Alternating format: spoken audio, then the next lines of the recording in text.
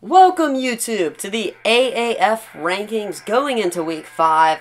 Wow, these were difficult to make. I mean, week 4, so many good teams lost. I mean, the upsets were off the charts. Also, now we know in the AAF, every week is going to be competitive.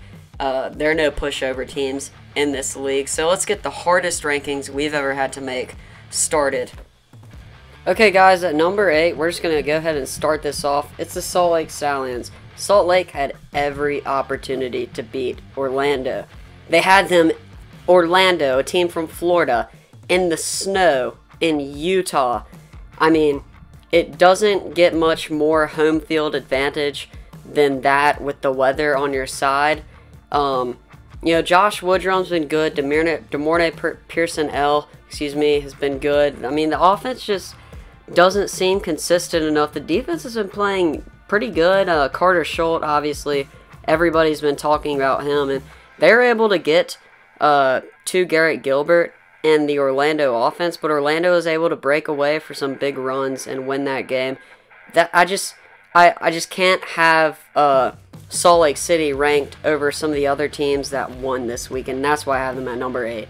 Number 7, the Memphis Express. They had a lot of help because Philip Nelson did get injured, but you can't take away from them. They got the win against a very good Fleet football team.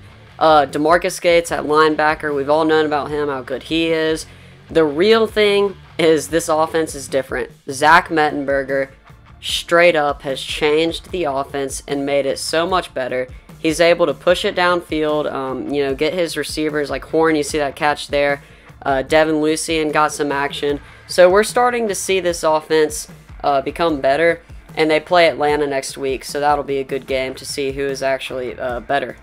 Yes, finally the Atlanta Legends won a game. Everybody was worried they would be winless by the end of the season. No, they put in Aaron Murray, and it wasn't because Matt Sims was playing bad.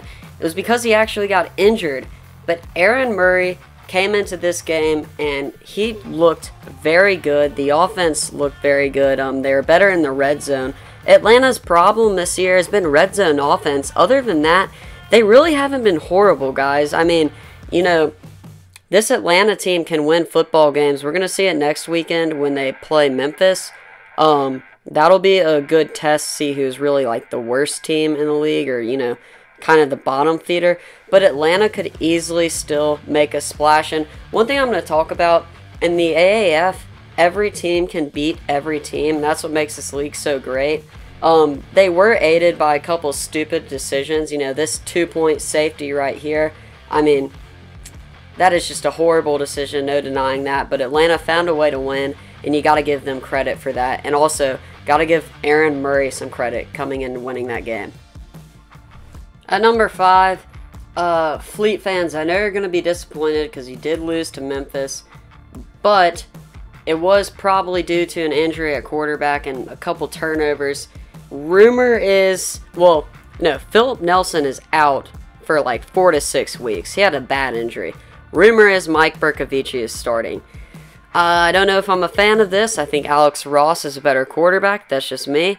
Mike Bercovici is careless with the ball, but y'all do have a great defense. Right now, the West is pretty much open. I mean, you know, Arizona is the best team in the West. I feel like Fleet could easily put up a game with Arizona, but, you know, if you're a Fleet fan, don't get down. Your defense is still good.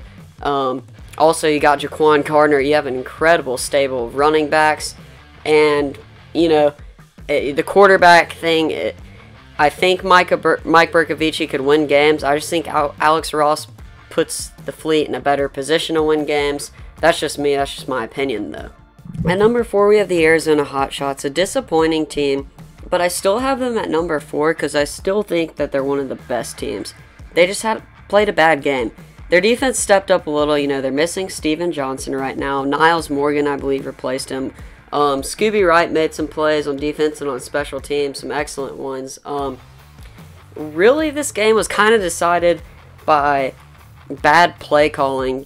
Just, this is my opinion. I think Arizona should run the ball more, and, you know, I feel like they could sustain drives longer. Also, Rashad Ross just made a stupid play where he had a safety. But other than that, I think Arizona's in good shape for the rest of the season. They can learn from this loss. A classic case of the best defense and the worst offense, the Birmingham Iron. Luis Perez is under constant pressure. 3 offensive linemen have been injured this year for the Iron. This offense cannot find any run room. They're scoring all their touchdowns on the ground, but they just get it to the goal line and, ram it in with big Trent Richardson, who basically is a fullback by now. I mean, they really need to get something going on offense. I think the quick pass game is something that they're going to have to look into and stop dropping back and trying to throw these big passes like you see here. I know this is late, kind of desperation, but still the Iron, they have the best defense. They can easily up the level of intensity on the offense. At number 2, we have the San Antonio Commanders. Now, they jumped a lot. It's because they beat a very good Iron team, and they were able to score enough points to beat the Iron.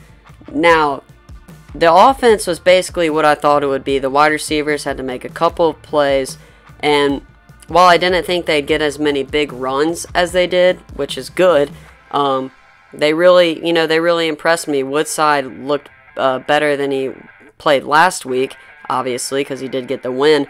But this defense, Devontae Bowsby, I mean, this secondary is so good.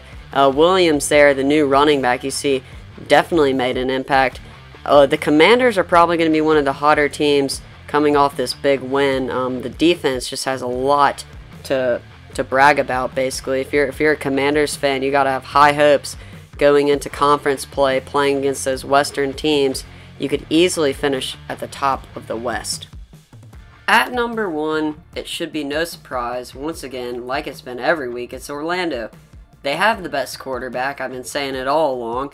Their running backs have stepped up now. D'Ernest Johnson is incredible. On defense, you got Will Hill and O'Keem. I think that's how you... Yeah, O'Keem. Sorry, Earl O'Keem at defensive end. He's got 3 sacks. He's been kind of going quietly under the radar. This team had every opportunity to lose last week. They're from Orlando. These are Florida kids playing in the snow in Salt Lake City, and they came to play. So, I mean, Orlando plays Birmingham next week. We'll obviously do a preview video for that.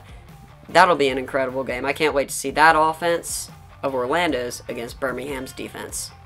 I hope you'd enjoyed the rankings, power rankings of each team in the Alliance. Make sure to comment what your rankings look like, and especially why. Let me know down in the comment section below. Thank you for watching.